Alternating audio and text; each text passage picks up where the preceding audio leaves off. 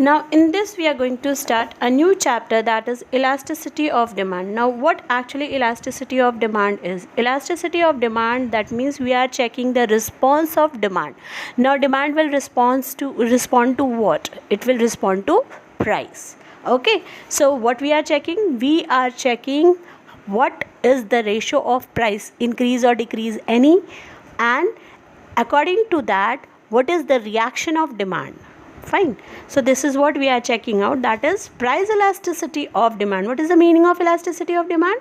Price elasticity of demand tells us the amount of the change in the quantity demanded of a commodity in response to change in its price. Okay, in other words, it measures the degree of change of demand in response to change in price. Fine. So what it indicates? It indicates how consumer reacts to the change in price. Suppose if the reaction is greater, what we will say? We will say that it is the larger elasticity. Fine. And if the reaction is less, then the elasticity is smaller. Now for example, if there is a increase in the price of wheat or milk, see one example is given over here, that 15% rise is there, okay, in the price. Now what happened? Their demand falls by 10% and 5% respectively. That means, see, there are two commodities, milk and wheat. Both the commodities price increase with the equal ratio, 15%. Fine, flatly. But then just check out the reaction of demand. Like for first one, that is for milk, it is 30% fall, and the other one, wheat, it is 5% fall. That means the demand for milk is said to be more elastic. Why? Because the fall is more. Okay, and the demand for wheat is less elastic. Why? Because the decrease is less. Okay. Now Alfred Marshall, he was the first economist to develop this concept of price elasticity of demand. Who was the first economist? Alfred Marshall. Okay, do remember this. Now what he stated? He stated the price elasticity of demand as the ratio of a relative change in quantity demanded to a relative change in price. Okay, so what is it? It is a comparative change in price in comparison to demand of the same commodity. Okay, so a relative measure is needed so that change in different measures can be compared. Relative, that is comparative measures are needed. Why? So that we can measure, we can calculate, okay, the comparison change. That means what we are doing? We are comparing the changes. Fine. Now this relative change in demand and price are measured by percentage change. So how we judge this? We judge this with the percentage change. Now what will be the percentage change? We will compare the percentage change of price with the percentage change of quantity demanded. Why? Because we are checking the response of price with quantity demanded. Fine. So this is what we are checking out. We will check out. So what is the formula for this? The formula for this is percentage change in demand for the goods upon percentage change in the price of the goods. Okay. So thus elasticity of demand is the ratio between the percentage change in demand and the percentage change in price. So you can very well say it is the percentage change in the quantity demanded per percentage change in price. Okay, so this is what we will check out. We will check out the response. And how we will check out the response? We will check out the response with the percentage change in quantity demanded upon percentage change in the price of the commodity. Okay. Now we will check out percentage method of measuring price elasticity of demand. Now how we do that? Measuring price elasticity of demand by using its definition as such is called the percentage method. What we have studied? We have studied what definition we have studied? We have studied that elasticity of demand is what? Is the ratio between the percentage change in demand and the percentage change in price. Right? This is what we studied. So that is, if we will put it in proper formula, that is called percentage method. I have already given you a formula of this, right? Now according to this percentage method, what is it? Price elasticity of demand is measured by taking the ratio of percentage change in demand and the percentage change in price. This formula I have already given, that is percentage change in quantity demanded upon percentage change in price. But do remember, this is relative measure, right? So that is what we have studied up only, that this is a relative measure, and how we check out the relative measure, that is the percentage change in quantity demanded upon percentage change in price. Now how we will calculate percentage change in quantity demanded? So we will calculate percentage change in quantity demanded by which formula? That is change in quantity upon original quantity. Now what do you mean by original quantity? That is the initial quantity. Do remember, you will get two types of quantity. One is the initial, that is the beginning wala quantity. Another will be if there is a rise in price, what is the change, and if there is a fall in price, what is the change. Any quantity you will get. So that is what it is, change in quantity upon original quantity into 100. So this will give you what? This will give you a result of percentage change in quantity demanded. Now how you will find out percentage change in price? Now that is change in price upon original price. Now what do you mean by original price? Again it is our initial price. Fine. Change in price, again you will get two price, that is first is the initial price, later what is the change. So you will find out the difference, that is change in price.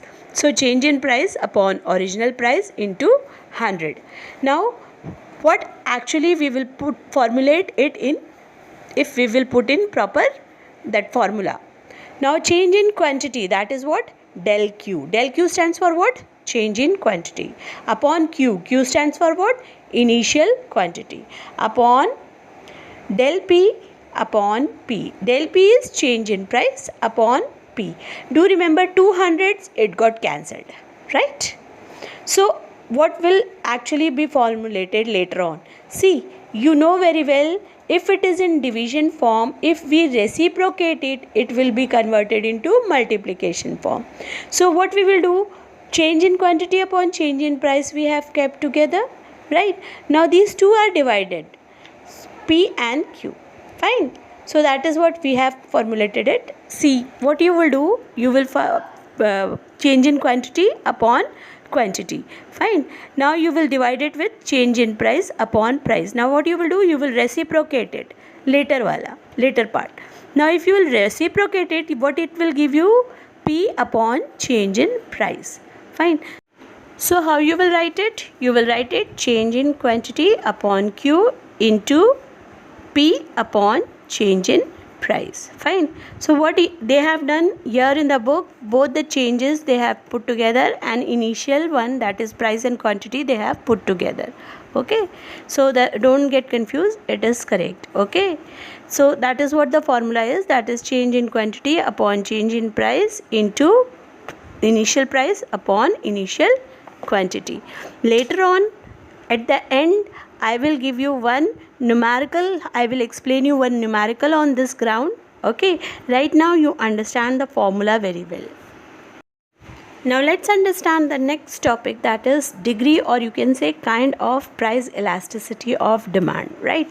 Now in this we will check out first elasticity, that is perfectly inelastic demand.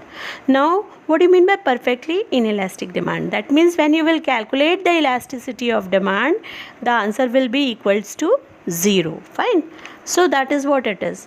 When quantity demanded does not change at all as a result of change in price of the commodity, demand of that commodity is said to be perfectly inelastic. In such a case, quantity demanded is independent of price change. Okay. Now demand has here is non-responsive, and what you can say numerically, what you will get? Numerically you will get answer 0. Okay, so what you have to understand here, inelastic means rigidity.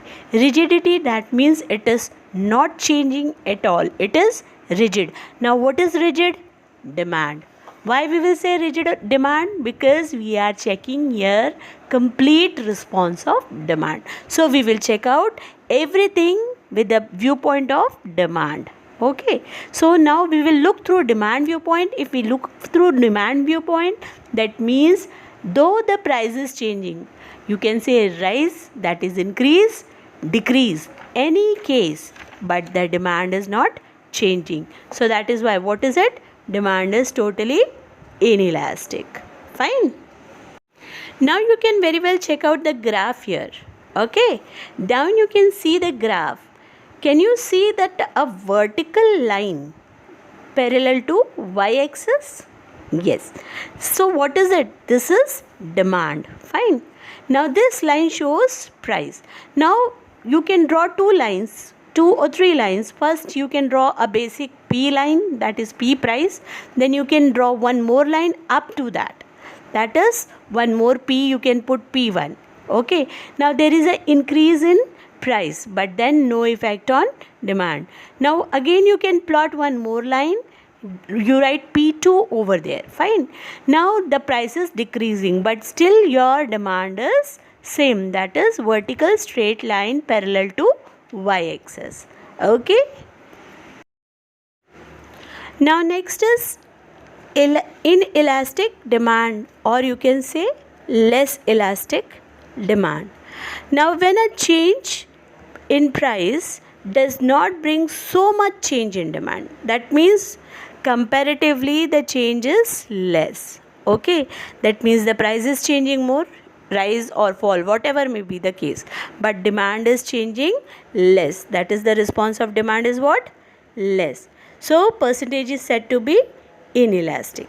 Okay, now in this situation the percentage change in demand is lesser than the percentage change in price in comparison. Now necessary goods, for example, what? Sugar, wheat, any such kind, okay, are seen to have inelastic demand. Why? In such case the numerical value of demand is less than 1. Do remember, when you will calculate the elasticity of demand in such cases, it will be less than 1. The change will be less than 1. Fine. Now this you can check out very well in the diagram down. See, the price is changed by 40%. Okay, but the demand is only 10%. Okay. So what is it showing? It is showing the fall. Whenever there is a, what we have studied, when there is a rise in price, what will happen? Demand will fall. But then the demand in comparison to price has fallen less. Okay, that means the response is less. That is less elastic. And if it is less elastic, that is inelastic, and the equation, that means the numerical value which you will get is less than 1. Now next in a row is unit elastic demand. Now in this case, unit elastic demand, unit means 1. Okay, so do remember, in this situation the percentage change in demand is equals to percentage change in price. Like for example, if there is 20% increase or decrease in price, 20% increase and decrease in demand. Okay, whatever may be the case. So that is unit elasticity. Am I clear? See, in this case, what type of diagram you will get? You will get rectangular hyperbola type of diagram. Okay, so that is what the curve is, rectangular hyperbola. See, you can check out in the diagram itself. Here you can see the percentage change in price is equals to the percentage change in demand, and the curve which is being drawn is rectangular hyperbola, and the numerical value of elasticity of demand is equals to what? 1. Why? Because the ratio of change is equal. Price and demand, the ratio of change is equal. So that is why the numerical value which you will get is elasticity of demand is equals to 1. Now elastic demand, that is highly elastic. Now highly elastic, when we will state that, that means my numerical value will be greater than 1. Do remember that. Highly elastic, that means my numerical value. Numerical value, that means my elasticity of demand, if I will calculate, will be greater than 1. When it will be greater than 1? When my demand change is more compared to the change in price. Okay, so the ratio of change in demand is more compared to price. So then that is what? That is elastic demand. Now demand is said to be elastic when percentage change in demand is much greater than the percentage change in price. Now luxury goods like jewelry, precious clothes, okay, have elastic demand. Now their numerical value, that means the price elasticity is what? Is greater than unit, that is greater than 1. See, you can check out the diagram, the graph over here. See, the price has rise up, but the demand change has, that means the reduction in demand is more. We have already studied, whenever there is a rise in price, the demand will fall, okay, but that is what the comparison we do in this. And when we compare the response, the price rise is very less compared to the decrease in demand. So that is why my elasticity of demand is what? It is greater than 1. Am I clear? Now this is the last type of degree of elasticity of demand, that is perfectly elastic demand. Okay, now perfectly elastic demand curve, when it happens, when we know that my price will not change. Okay, perfectly elastic means what? Now my demand will change n number without the change in price. Okay, so that is perfectly elastic. Now it is the situation in which a small change in price causes an infinitely large change in quantity demanded. Infinitely large change you can say, or you say no change in price, but then the change in price is too high. It can be high, it can be less, okay, any case, but then it is high, more elastic. Okay, that is more elastic. You will not say it is, you will say that the change is high. Okay, now you can see the graph over here. Okay, check the price. What is the price? Price is equivalent to demand curve. Now this is what? Horizontal parallel line to x-axis. Can you check out? So horizontal parallel line to x-axis, that means my price is not changing. My price is constant. Now price is equivalent to demand curve. Fine. But then what you can say, my quantity is changing. You can show 2-3 lines down, falling towards, plotting a line towards x-axis. Fine. From the line of demand curve, if you will plot that, one you can say the increase, and one you can show through the decrease. But then the demand is changing, but price is not changing in case of perfectly elastic demand curve. Now this is infinite. Infinite means we cannot measure, we cannot calculate. So that is why you can see a symbol of infinite. If we calculate this kind of elasticity, we will not get a proper value. So that is why we will put what? We will put the symbol of infinite. Am I clear? So symbol of infinite, if you want to remember very well, you can understand. See, you must have seen 8, numerical value of 8. Now 8 is downwards. Okay, now it is lying down. If you lie down the 8, that is the sign of infinity. Am I clear? So do remember in simple language how you will understand the sign of infinity.